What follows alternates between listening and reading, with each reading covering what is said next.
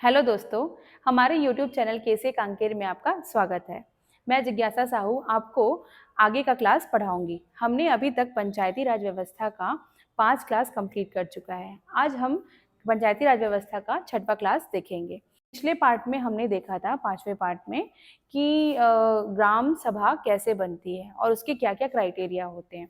इस पार्ट में हम देखेंगे कि ग्राम सभा, ग्राम पंचायत या संपूर्ण पंचायती राज में गणपूर्ति कितनी होती है। तो आइए हम देखते हैं गणपूर्ति। तो सबसे पहले गणपूर्ति, गणपूर्ति बोल लो या कोरम।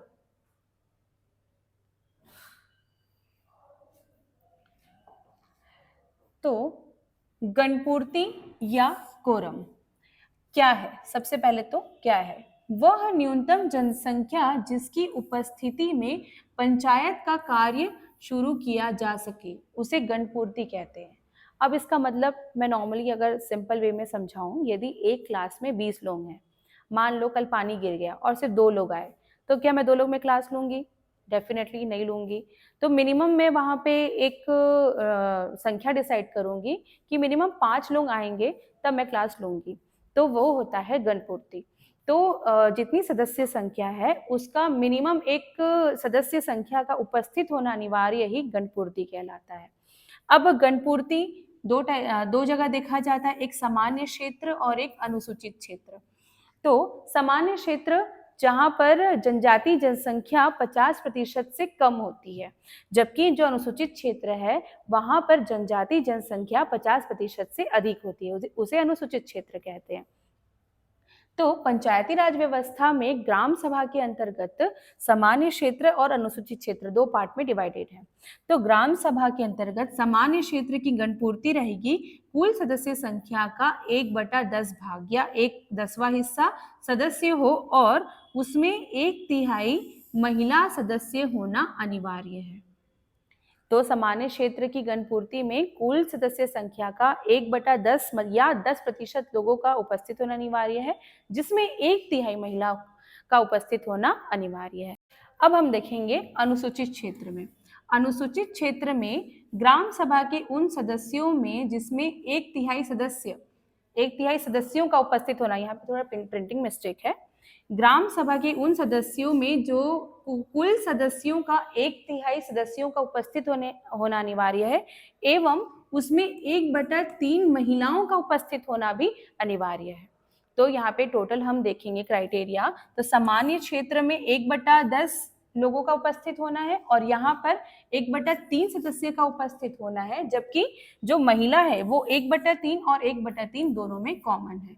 और सबसे बड़ी चीज कि यदि ये गणपूर्ति नहीं होती तो उस कंडीशन में बैठक स्थगित हो जाएगी, चाहे सामान्य क्षेत्र हो चाहे वो अनुसूचित क्षेत्र हो। अब आगे देखेंगे हम।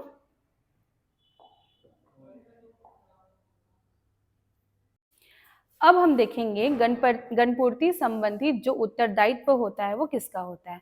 तो गणपूर्ति संबंधित उत्तरदायित्व होता है सरपंच एवं पंचों का।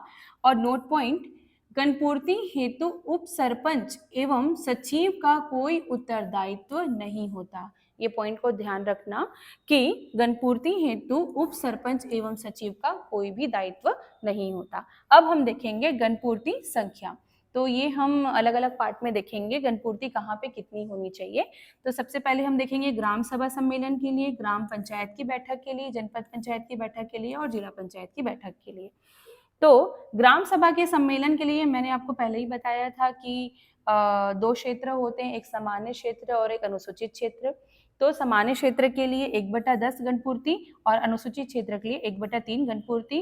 ग्राम पंचायत, ध्यान रखिएगा, ग्राम पंचायत की बैठक के लिए कुल सदस्य संख्या का 1/2 हिस्सा या 50% सदस्यों का उपस्थित होना अनिवार्य है।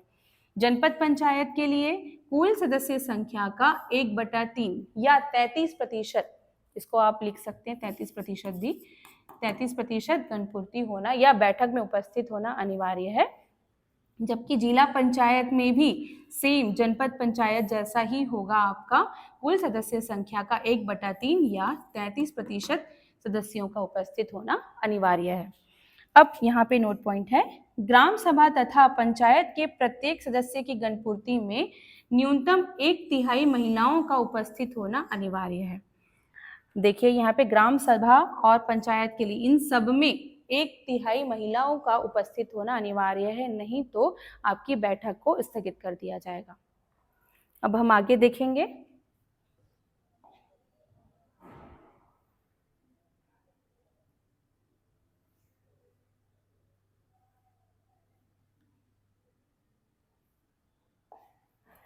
अब हम देखेंगे गणपूर्ति न होने पर कार्यवाही। तो पॉइंट नंबर 1, ग्राम सभा की लगातार 3 बैठकों में कोरम पूर्ण न होने पर संबंधित पंच एवं सरपंच के खिलाफ नोटिस जारी किया जाएगा तथा आगामी 2 ग्राम सभा की बैठकों में कोरम पूर्ति का अवसर दिया जाएगा। फिर भी कोरम पूर्ति न होने पर पद से हटाने की कार्यवाही की जा सकती है। तो कुल मिला के यदि गणपूर्ति नहीं होती है तो इसकी रिस्पॉन्सिबिलिटी डायरेक्टली आपकी पंच या सरपंच की होगी और उसके बेसिस पे उनको उनके पद से सीधा हटाया जा सकता है। अब लेकिन किसी भी अधिकारी द्वारा पद से हटाने के खिलाफ जब तक आदेश जारी नहीं किया जा सकता तब तक उसे सुनवाई का उचित अवसर न दिया गया हो।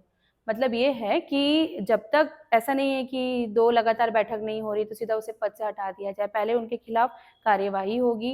कार्यवाही के बाद यदि वो चीज़ें सिद्ध होगी, क्लियर हो जाएगा कि हाँ इस वजह से उनकी बैठक नहीं बुलाई गई या फिर नहीं कर पाए, तो वो वैलिड रीजन रहेगा तो उनके पर कोई कार्यवाही नहीं होगी। लेकिन वो उनकी लापरवाही की वजह से ये चीजें हो रही है तो हो सकता है उनके पद से उनको हटा दिया जाए।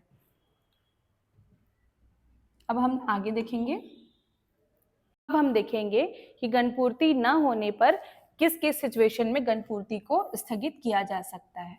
तो यदि बैठक में कोरम पूर्ण नहीं होती है तो अध्यक्ष द्वारा बैठक स्थगित किया जाता है एवं आगामी बैठक के लिए तिथि निर्धारित की जाती है। स्थगन के बाद की बैठक या सम्मेलन में कोरम पूर्ण आवश्यक नहीं है, परंतु इस बैठक में किसी नए विषय पर चर्चा नहीं की जा सकती। तो ध्यान रखिए, यदि फर्स्ट टाइम गणपूर्ति नहीं होती है तो जो सभा की अध्यक्षता कर रहा है वह व्यक्ति उस बैठक को स्थगित कर देगा, जबकि सेकेंड जो बैठक होगी वह स्थगित बैठक कहलाएगी। अब स्थगित बैठक में गणपूर्ति होना अनिवार्य नहीं है, तो दूसरी बैठक में यदि उतनी मतलब जो एक लिमिट है इतने सदस्यों का उपस्थित होना अनिवार्य है, यदि उतने लोग नहीं आते तो भी बैठक होगी, किंतु इस बैठक में किसी भी नए विषय पर चर्चा नहीं होगी। इसके अलावा निम्न 5 विषयों पर भी चर्चा नहीं की जा सकती। पहला, कार्यों का आयोजन, कर का, दूसरा कर का निर्धारण, तीसरा वार्षिक बजट, चौथा लेखा संपरीक्षा प्रतिवेदन एवं वार्षिक लेखा, पांचवा है प्रशासनिक रिपोर्ट।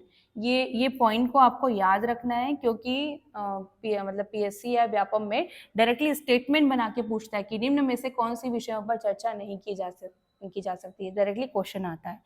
तो अब संचालन की कार्यवाही की भाषा, तो सबसे पहले तो ये सब जो डेटा है वो रिस्पॉन्सिबिलिटी होगी सचिव को रखने की और साथ ही इसकी भाषा हिंदी होगी। अब हम देखेंगे ग्राम सभा की शक्तियां एवं कृत्य। तो सबसे पहले तो ग्राम सभा की शक्तियां एवं कृत्यों का निर्धारण कौन करता है? तो ग्राम सभा की शक्तियों एवं कृत्यों का निर्धारण राज्य विधान मंडल द्वारा किया जाता है। अब राज्य विधान मंडल में क्या आता है? तो राज्य विधान मंडल में राज्य विधानसभा एवं विधान परिषद दोनों आता है, किंतु छत्तीसगढ़ में विधान परिषद नहीं है, इसीलिए इसका निर्धारण छत्तीसगढ़ राज्य की विधानसभा द्वारा किया जाता है। अब इनका कार्य, उन नियमों के अधीन जो राज्य सरकार इस निमित्त बनाए और समय समय पर जारी करे के अंतर्गत रहती है। ग्राम सभा की निम्नलिखित शक्तियां एवं कर्तव्य होंगे। पहला है ग्राम की वार्षिक योजना की चयन तथा कार्य प्राथमिकताओं के निर्धारण की अधिकारिकता रखना। दूसरा है सामाजिक तथा आर्थिक विकास के लिए नियोजित समस्त योजनाओं की जानकारी ग्राम पंचायत द्वारा ग्राम सभा को दी जाएगी। अब यहाँ पे बोल रहा है कि ग्राम पंचायत की रिस्पॉन्सिबिलिटी होगी कि कुछ भी कार्यवाही हो रही है या योजना है उस संबंध में सब डिसीजन होगा, जो भी जानकारी होगी वो ग्राम सभा को देना है। बोल रहा है कि उन कार्यक्रमों क्रियान्वयन की समीक्षा करना। उसके बाद है ग्राम पंचायत के वार्षिक बजट पर विचार करना तथा अपनी सिफारिशें प्रस्तुत करना। अब है पांचवा, ग्राम पंचायत के वार्षिक रिपोर्ट तथा लेखा परीक्षण लेखों पर विचार करना।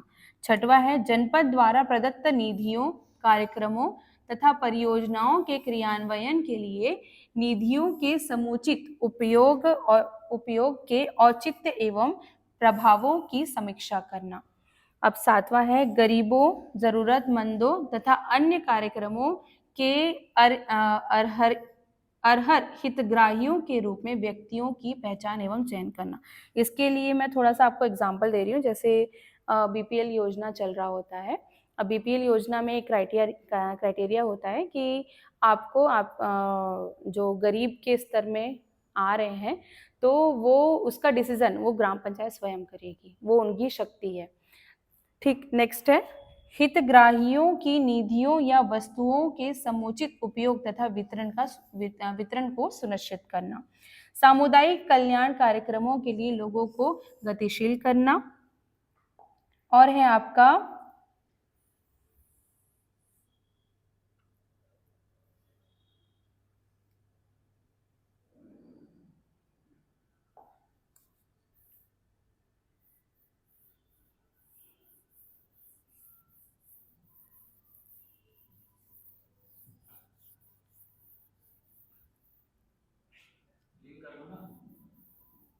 हाँ क्लीन में पूरा क्लीन हो जाता है, दिखाऊंगी बाद में। 10वां है गरीबी के निर्धारण की प्रक्रिया के क्रियान्वयन हेतु बनाए गए उनके समुचित वितरण के लिए व्यक्तियों को चयन एवं सुनिश्चित करना। इससे पहले भी एक पॉइंट था, लगभग दोनों सिमिलर है पॉइंट, कुछ अलग नहीं है। जनसाधारण के बीच सामान्य चेतना में अभिवृद्धि करना। ग्राम पंचायत के वार्षिक कार्य योजनाओं एवं उनके बजट में राज्य सरकार तथा राज्य वित्त आयोग से प्राप्त अनुदानों का उपयोग सुनिश्चित करना। अब आपको पता होगा कि पर्टिकुलर किसी भी ग्राम को, है ना, राज्य वित्त आयोग या राज्य सरकार डायरेक्टली उनको फंड प्रदान करती है जिसको अनुदान कहते हैं। अब उस अनुदान संबंधित उसका सही प्रयोग करना भी रिस्पॉन्सिबिलिटी होगी किनकी, ग्राम पंचायत की। गरीब व्यक्तियों की चिकित्सीय सहायता के लिए ऋण मंजूर करना। ये क्वेश्चन मैं बहुत बार देखी हूँ कि आया हुआ है पीएससी व्यापम में कि निम्न में से पंचायत की कौन सी शक्ति है या नहीं है, तो आप लोग देखिएगा इसको। लास्ट नोट पॉइंट है ग्राम सभा की सामान्य बैठक में ग्राम पंचायत का बजट पारित किया जाता है। सामान्य बैठक का मतलब ये समझ लो कि लगभग सभी लोगों का उपस्थित होना अनिवार्य है। तो दोस्तों, हमने पंचायती राज संबंधित जो गणपूर्ति है एवं पंचायत की जो शक्ति है वो हमने कर लिया। अगले पार्ट में हम पर्टिकुलर पंचायत, जनपद पंचायत, जिला पंचायत व ग्राम पंचायत, उसका डिटेल देखेंगे। तो बने रहिए हमारे YouTube चैनल केसे कांकेर के साथ। धन्यवाद।